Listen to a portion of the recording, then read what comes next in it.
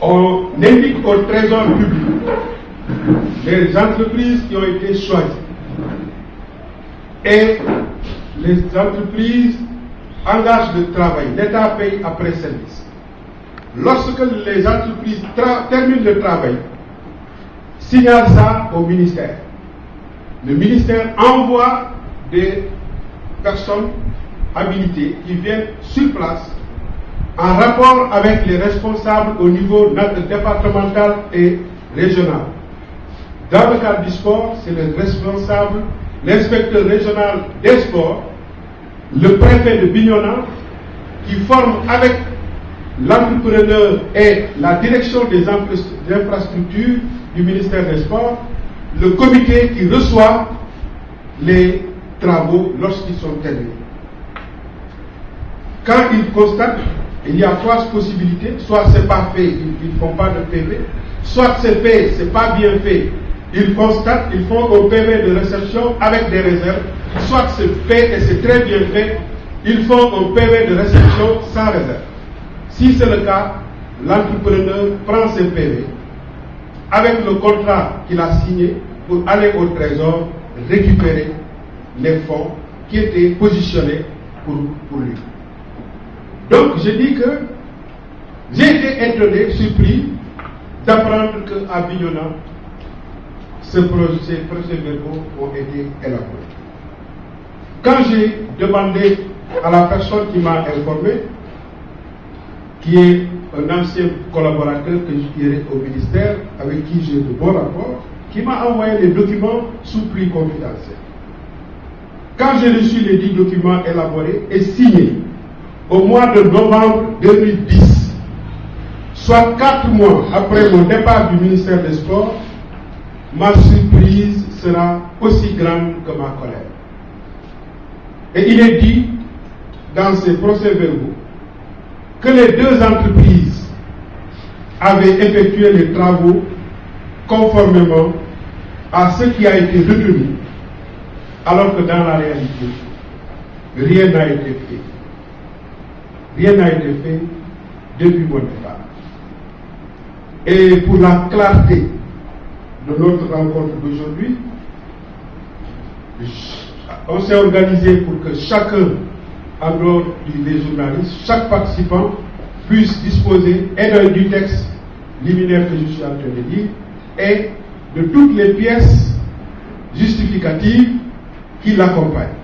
Ça, c'est un des procès-verbaux signés par Samba Gaye, inspecteur régional des sports, le préfet de Bignona, le directeur des infrastructures nationales et l'entreprise. Il est dit ceci: le 10 novembre 2010, je vous rappelle que je suis parti le 14 juillet 2010.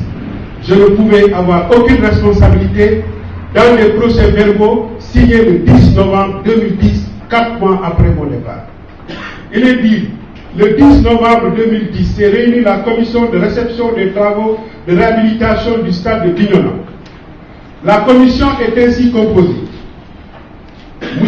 Ba, directeur des infrastructures sportives, M. le préfet de Bignona ou son représentant, M. Hadim Diop, directeur de l'entreprise, M. Massamba Mbengue, c'est un agent du ministère des Sports, il était récemment là avec le ministre, c'est lui qui accompagne le directeur pour faire les réceptions. Et M. le chef de service régional de la jeunesse des sports de Ziguinchor, son représentant. Après avoir constaté que les travaux réalisés sont conformes à ceux décrits sur le cahier des charges et du devis de l'entreprise accepté par l'administration, la commission a prononcé ce jour la réception des travaux en leur état. Et tous les membres de la commission ont signé les documents. Ça, c'est l'entreprise qui devait faire l'air de jeu. Le deuxième procès verbal est là. Là également, ce sont les mêmes personnes, sauf que l'entrepreneur change.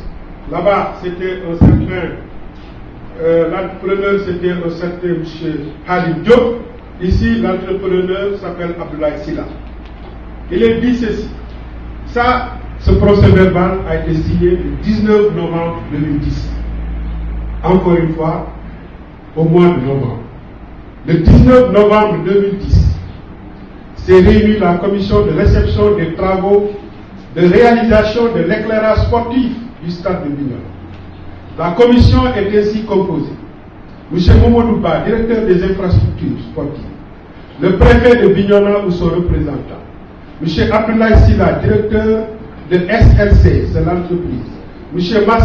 Massamba Mbeng, du ministre de la Direction des infrastructures sportives, M. le chef de service régional de la jeunesse et des sports de Ziguinchor ou son représentant. Après avoir constaté que les travaux réalisés sont conformes à ceux décrits sur le cahier des charges et du devis de l'entreprise accepté par l'administration, la commission a prononcé ce jour la réception des travaux en leur égard. La commission et tous les membres de la commission ont signé ces procès-verbaux signés et établis au mois de novembre.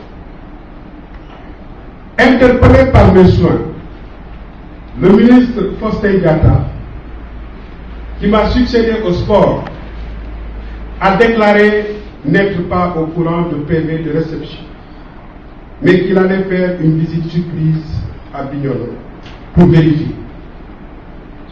Une fois à Bignona, il s'est interrogé devant le préfet, les journalistes et d'autres personnes qui étaient là en disant où sont passés les millions que Keita avait dégagés,